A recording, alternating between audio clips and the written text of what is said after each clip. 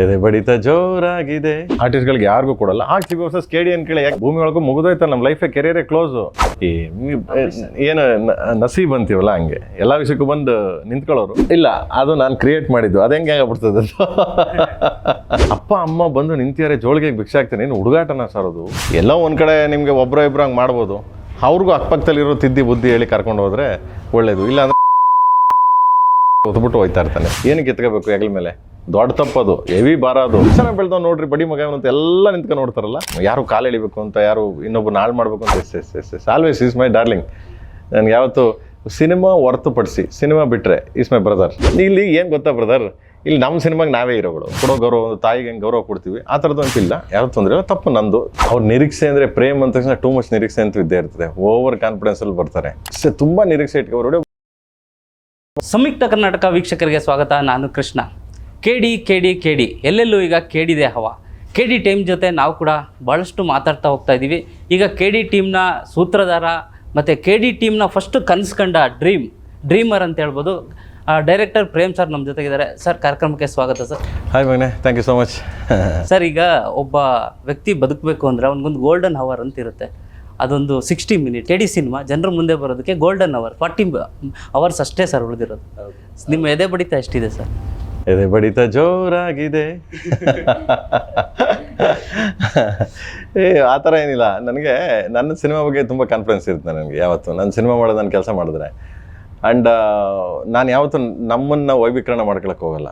So ಅಂದರೆ ತುಂಬ ವೈಭೀಕರಿಸ್ತೀವಿ ಅಂತೀವಲ್ಲ, ಇದು ಹಂಗೆ ಹೆಂಗೆ ಕೆಡಿ ಹಂಗೆ. ಒಂದು ಒಳ್ಳೆ ಅಚ್ಚುಕಟ್ಟಾದ 1970s 80s ಅಂಡರಲ್ಲಿ ಮಾಡಿರೋ ಒಂದು beautiful emotions, ethics, love and then blood. So ಒಂದು ಸಿನಿಮಾ ಮಾಡಿದ್ದೀವಿ, ಬನ್ನಿ ನೋಡಿ, ಹರಿಸಿ ಹಾರೈಸಿ ಅಂತ ಕೇಳ್ತೀನಿ ಅಷ್ಟೇ. ಇನ್ನೇನು ಕೇಳಕ್ಕೆ ಸಾಧ್ಯ? ಕನಸು ಕಾಣೋದು ತುಂಬ ಈಸಿ. ಕನಸು ಕಾಣೋದನ್ನ ನನಸು ಮಾಡ್ಕೊಳ್ಳೋದಕ್ಕೆ ಭಾಳಷ್ಟು ಶ್ರಮ ಇರಬೇಕು.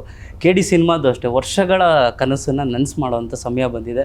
ಸೊ ಫ್ಯಾನ್ಸ್ಗಳ ನಿರೀಕ್ಷೆ ಏನಿದೆ ಸರ್ ನಿಮ್ಮದು ಕೆಡಿ ಸಿನಿಮಾ?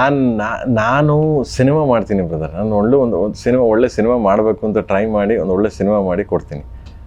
ಅವ್ರ ನಿರೀಕ್ಷೆ ಅಂದರೆ ಪ್ರೇಮ್ ಅಂತ ತಕ್ಷಣ ಟೂ ಮಚ್ ನಿರೀಕ್ಷೆ ಅಂತೂ ಇದ್ದೇ ಇರ್ತದೆ. ಓವರ್ ಕಾನ್ಫಿಡೆನ್ಸಲ್ಲಿ ಬರ್ತಾರೆ.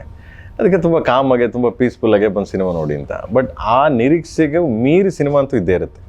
ಏನು ಎಕ್ಸ್ಪೆಕ್ಟ್ ಮಾಡ್ತಾರೆ ನನ್ನಿಂದ 100% ಈ ಸಿನಿಮಾ ಅಂತೂ ಅದು ನಿರೀಕ್ಷೆಗೆ ಮೀರಿ ಇದ್ದೇ ಇರುತ್ತೆ, ಗ್ಯಾರಂಟಿ. ಈಗ ನಿರೀಕ್ಷೆ ಅಂದರೆ ಪ್ರೇಮ್ ಸರ್ ಅಂದರೆ ನಿರೀಕ್ಷೆ, ಎಕ್ಸ್ಪೆಕ್ಟೇಷನ್. ಅದು ಆ ನಿರೀಕ್ಷೆ ಸ್ವಲ್ಪ ಜಾಸ್ತಿ ಆಗ್ಬಿಡುತ್ತಾ ಅಂತ ನಿಮ್ಮದು? ಅಲ್ಲ, ಆಗುತ್ತೆ, ಏನು ಮಾಡೋಕ್ಕಾಗಲ್ಲ. ಅದಕ್ಕೆ ಆಗುತ್ತೆ. ನಾನು ಯಾವಾಗಲೂ ಅದನ್ನೇ ರಿಕ್ವೆಸ್ಟ್ ಮಾಡ್ತಿರ್ತೀನಿ, ದಯವಿಟ್ಟು ಹಂಗೆಲ್ಲ ತುಂಬ ನಿರೀಕ್ಷೆ ಇಟ್ಕೊಬರೋಡಿ. ಒಬ್ಬ ಕಾಮನ್ ಎಲ್ಲರೂ ಸಿನಿಮಾ ನೋಡಿದಾಗ ನನ್ನ ಸಿನಿಮಾನ ಬಂದು ನೋಡಿ ಅಂತ. ಎಲ್ಲ ಸಿನಿಮಾಗಳು ಹೆಂಗೆ ನೋಡ್ತೀರಾ ನೀವು, ನನ್ನ ಪಿಕ್ಚರ್ ಹಾಗೆ ಅದೇ ಥರ ರೀತಿ ಬಂದು ನೋಡಿ ಅಂತ. ಇಲ್ಲಾಂದ್ರೆ ಏನಾಗುತ್ತೆ, ಓವರ್ ಎಕ್ಸೈಟ್ಮೆಂಟಲ್ಲಿ ಬರ್ತಾರೆ. ಓವರ್ ಎಕ್ಸೈಟ್ಮೆಂಟ್ ಬಂದು ಕೂತ್ಕೊಂಡು ಸಿನಿಮಾ ನೋಡಿ ಏನೋ ಒಂದು ಕಡೆ ಇದಾದರೆ ಪ್ರೇಮ್ ಹಿಂಗೆ ಮಾಡ್ಬಿಟ್ನಾ, ಪ್ರೇಮ್ ಹಂಗೆ ಮಾಡ್ಬಿಟ್ನಾ ಅಂತಾರೆ. ಅದಕ್ಕೆ ತುಂಬ ಕಾಮಾಗೆ, ತುಂಬ ಪೀಸ್ಫುಲ್ಲಾಗೆ ನೀವೆಲ್ಲರ ಸಿನಿಮಾನ ಹೆಂಗೆ ಹೋಗಿ ನೋಡ್ತೀರಾ ಥಿಯೇಟ್ರಿಗೆ, ಅದೇ ಥರ ನನ್ನ ಸಿನಿಮಾನ ಹಂಗೆ ಬಂದು ನೋಡಿ. 100% ಎಲ್ಲರಿಗೂ ಇಷ್ಟ ಆಗುತ್ತೆ. ಸರ್, ನಿನ್ನೆ ಸುದೀಪ್ ಸರ್ದು ಒಂದು ನಿಮ್ಮ ಪ್ರೆಸ್ ಮೀಟಲ್ಲಿ ಸುದೀಪ್ ಸರ್ ಸಪೋರ್ಟು ತುಂಬ ಚೆನ್ನಾಗಿ ಸಿಕ್ಕಿದೆ. ಈಗ KD film hype Sudeep sir ಬಂದಮೇಲೆ ಇನ್ನೂ ಜಾಸ್ತಿ ಆಗಿದೆ. Yes always is my darling. ನನಗೆ ಯಾವತ್ತು ಸಿನಿಮಾ ಹೊರತುಪಡಿಸಿ, ಸಿನಿಮಾ ಬಿಟ್ಟರೆ ಈಸ್ ಮೈ ಬ್ರದರ್. ನನ್ನ ಬ್ರದರ್ ಅವರು. ಸಿನಿಮಾ ಹೊರತುಪಡಿಸಿ ಲೈಕ್ ಸಿನಿಮಾಗೆ ಬಂದಾಗ ಯಾವತ್ತೂ ಅಷ್ಟೇ ನನ್ನ ಹಿಂದೆ ಯಾವಾಗಲೂ ಇರ್ತಾರೆ ಅವರು. ಎನಿ ಟೈಮ್ ಆಲ್ವೇಸ್ ಯಾವತ್ತೂ ಇರ್ತಾರೆ. ಒಂದು ಇದು ಅದು ಅಂತಿಲ್ಲ, ಯಾವಾಗಲೂ ಯಾವುದೇ ವಿಷಯಕ್ಕಾಗಲಿ, ಯಾವುದೇ ಪ್ರತಿ ವಿಷಯಕ್ಕಾಗಲಿ ಏನೋ ಒಂದು ಸ್ವಲ್ಪ ತೊಂದರೆ ಆದ್ರೂ ಮೆಸೇಜ್ ಮಾಡ್ತಾರೆ, ಕಾಲ್ ಮಾಡ್ತಾರೆ. ಇವಾಗಲೂ ಬೆಳಗ್ಗೆನೂ ಕಾಲ್ ಮಾಡಿದರು, ನಿನ್ನೆ ರಾತ್ರಿನೂ ಕಾಲ್ ಮಾಡಿದ್ರು ನನಗೆ, ಚಿನ್ನ ಓಕೆನಾ, ಚಿನ್ನ ನೀನು ಆರಾಮಾಗಿದ್ದೀಯಾನೋ, ಓಕೆನೇನೋ ಅಂತ. ಸೊ ಆ ಥರ is like my brother. Sudeep sir ಒಬ್ಬರೇನಾ ಸರ್ ಕೆಡಿ ಸಿನಿಮಾ ಬಗ್ಗೆ ಕೇಳ್ತಾರೆ? ಸ್ಯಾಂಡಲ್ವುಡ್ಡಲ್ಲಿ ಬೇರೆ ಯಾರು ಪ್ರೇಮ್ ಸರ್ ಸಪೋರ್ಟಿಗೆ ಬೆನ್ನಿಗೆ ನಿಂತಿಲ್ವ? ಏನಿಲ್ಲಪ್ಪ, ಪಾಪ ಇರ್ತಾರೆ, ಎಲ್ಲ ಬರ್ತಾರೆ. ಯಾಕೆ ಅವ್ರವ್ರದ್ದೇ ಕಷ್ಟಗಳಿರ್ತವೆ, ಅವ್ರವ್ರದ್ದೇ ಸಿನಿಮಾಗಳಿರ್ತವೆ. ಇಲ್ಲಿ ಏನು ಗೊತ್ತಾ ಬ್ರದರ್, ಇಲ್ಲಿ ನಮ್ಮ ಸಿನಿಮಾಗೆ ನಾವೇ ಹೀರೋಗಳು, ನಮ್ಮ ಇದಕ್ಕೆ ನಾವೇ ಇದು. ಈಗ ಯಾವೊಬ್ಬ ರೈತ ಒಂದು ಭೂಮಿಲಿ ಏನೋ ಬೆಳಿತಾನೆ ಅಂತಂದರೆ ಎಲ್ಲ ಬಂದು ಕೇಳ್ತಾನೆ ಅಂತ ತಪ್ಪದು. ನಂದು ಜೀವ, ಅದು ಮಣ್ಣು, ನನ್ನ ಜಾಗ, ನಾನು ಇದನ್ನು ಬೆಳಿಬೇಕು, ನಾನು ಬೆಳಿತೀನಿ ಅಷ್ಟೇ.